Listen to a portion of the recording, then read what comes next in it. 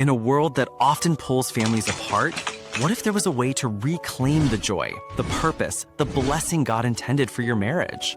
Meet Dr. Njeri Gashohi and Walimu Gashohi.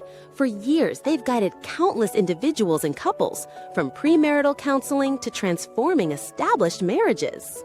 And now, they're bringing their wisdom, their passion, and their proven strategies directly to you. Introducing Marriage Discourses. You can connect with them directly at 0712 722 477. We welcome you again to Marriage Discourses. This is a program or lessons or sessions that we have when we discuss on how to make our marriages thrive, not just survive, and our relationships to be enjoyable, not just, we don't just endure being in a relationship. And so we've had some discussions earlier on why relationships break, or sometimes they have strains, and we have looked at some of the examples or the reasons. Maybe if you had not watched the other parts, you can check them on Marriage Discourses channel, the YouTube, and you will learn more. So we'll continue from where we stopped. Now, I'm Mrs. Gashohi, or Dr. Jerry Gashohi, together with my husband, Mwalimu Michael Gashohi, and we are glad that you are watching as we also discuss together. Thank you, Karibu. Very well. Yeah, the last time Mm-hmm. we were looking at why relationships are not, sometimes don't work. Mm-hmm. And one of the things that we mentioned very, very briefly Yes. is the issue of living, cleaving, and becoming one. Mm-hmm. And you find a situation Yes. sometimes where either the girl Mm-hmm. or the man Mm-hmm. is unable to live. Mm-hmm. They have left geographically, Mm-hmm. they have gone to their husband's Mm-hmm. place, Mm-hmm. or they have joined with their wife, Mm. but there is still a very mighty presence Mm-hmm. of the parents in the family.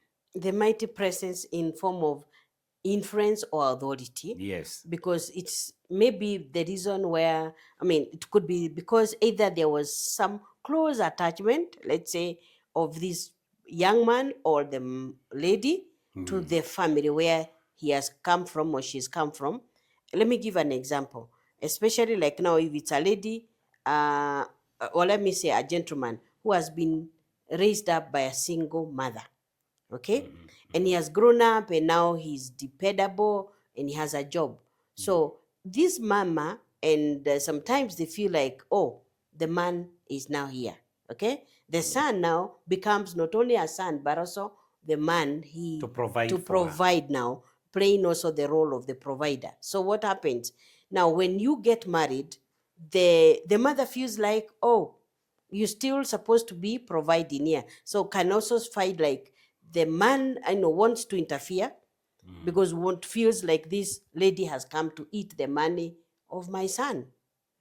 And so there could be, if there is no understanding, can be a strain. And if this man does not realize that this is a wife, this is my mother, and know the real boundaries, and each of them, these women, very significant, very important, but with different roles and significance, then they'll be. I have heard some people talk about the mother-in-law from hell. Uh-huh. Do you have daughters-in-law from hell? Yeah, I think the both of them can be. If they call one another, if you are calling me from hell, then I don't know how comes you also from heaven.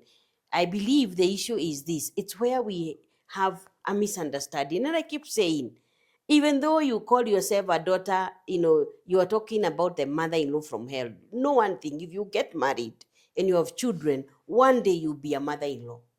I don't know whether you come from heaven also or you will come from hell. It's important to realize what are the dynamics here. And it's good to understand. Let's say like you come, look at the family of origin.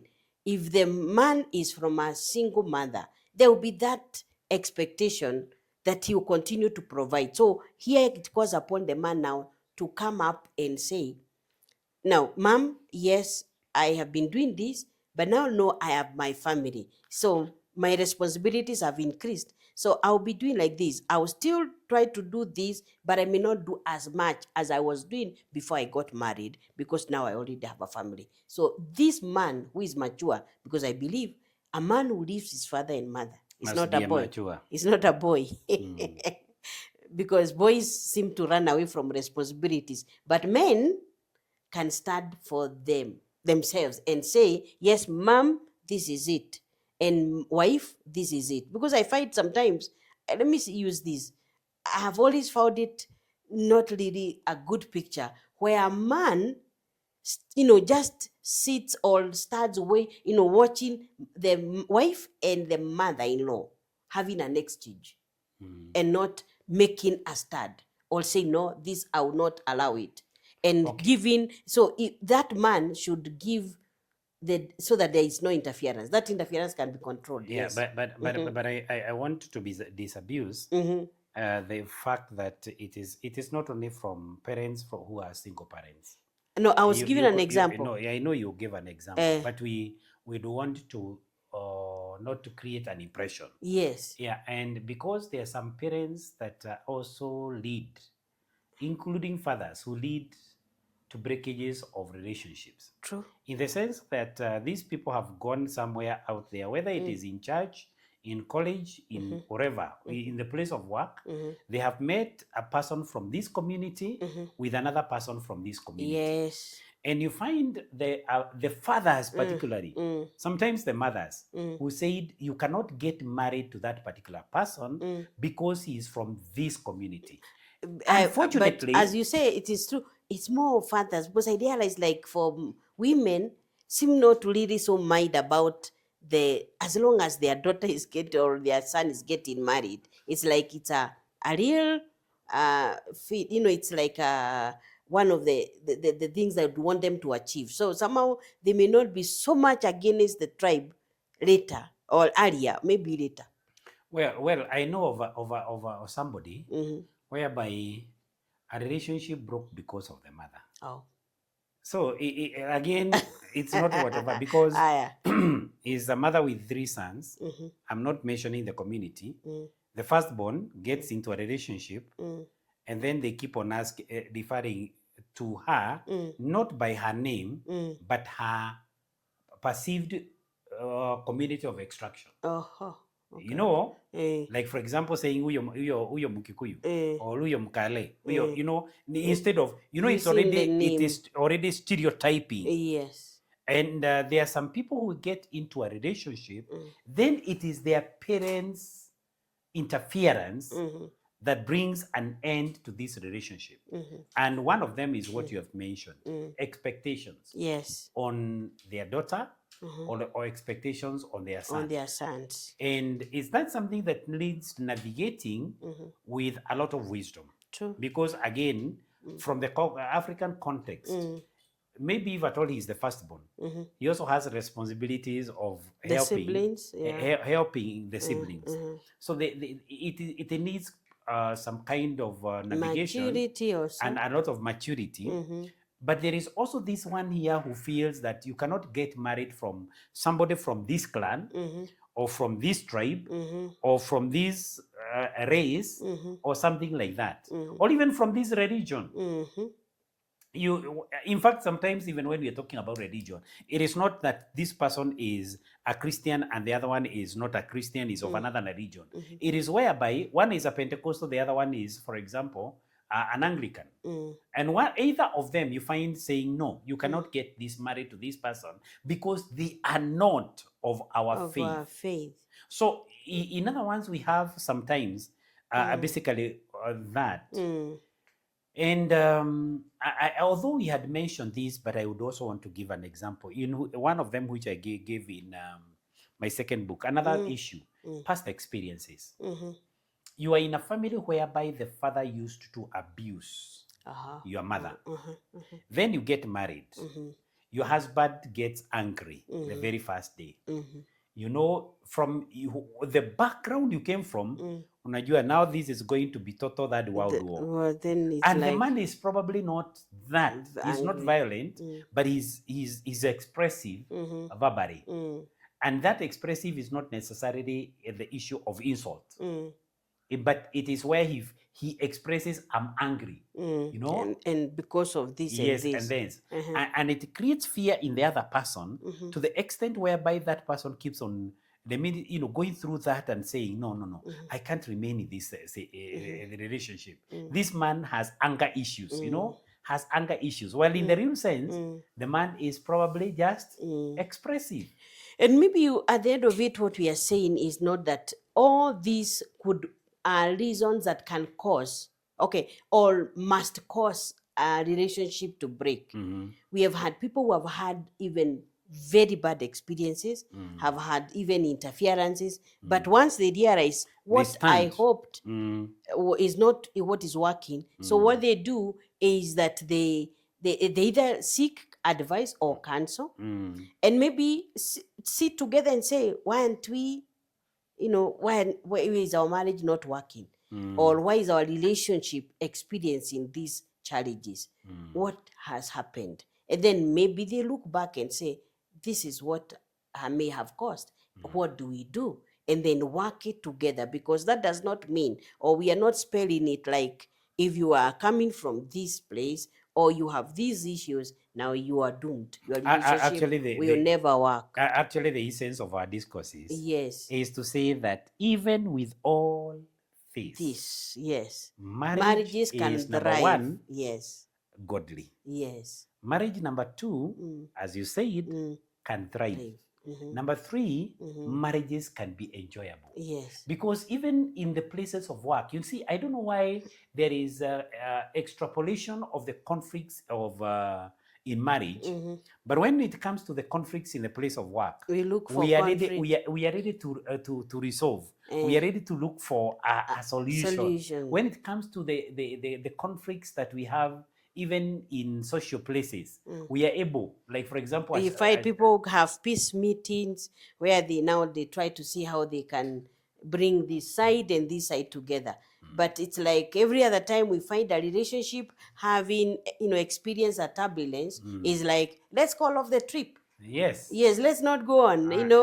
This spells danger, not knowing that this is part of that journey. I don't think there is any voyage, whichever you take, that will have no event. Although we don't plan for, we don't say there might be all these. We hope we will reach the other side well. But it's also good to be fair to ourselves to say, in case we meet a turbulence or we get this setback, we are going to make sure that we sit down, talk about it, and now forge the way forward. Very well, Yes. very well.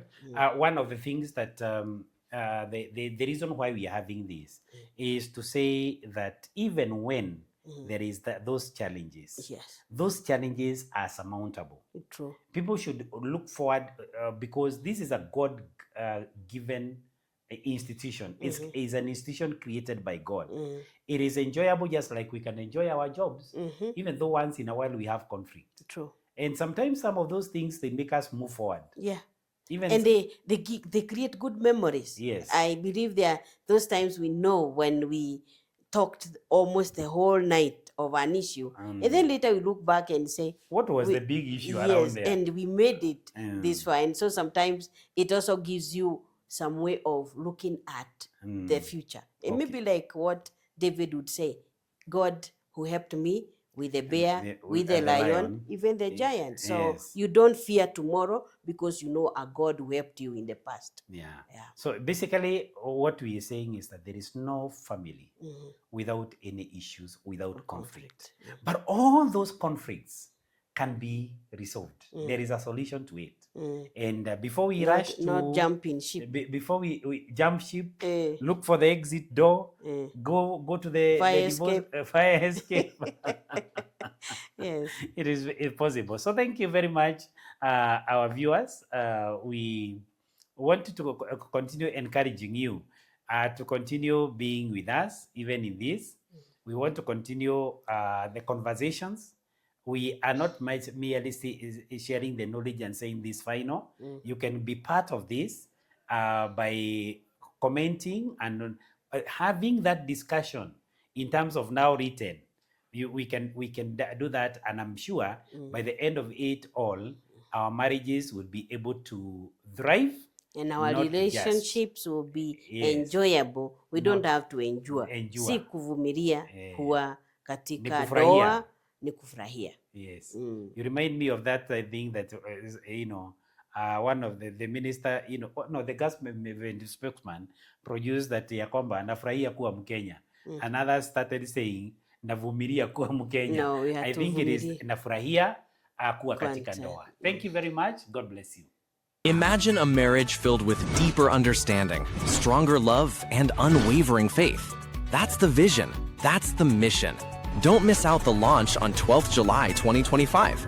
Click that subscribe button right now. Hit the notification bell so you're the first to know when we launch. Let's build incredible marriages together. It's designed to be enjoyed, a partnership reflecting God's love. Get ready. Marriage Discourses launches on YouTube on July 12th, 2025. And to be part of Marriage Discourse, or for personal guidance, premarital counseling, or to invite Dr. Njeri and Walimu Gashohi for seminars and conferences, you can connect with them directly at 0712 722 477. Marriage Discourses, coming soon.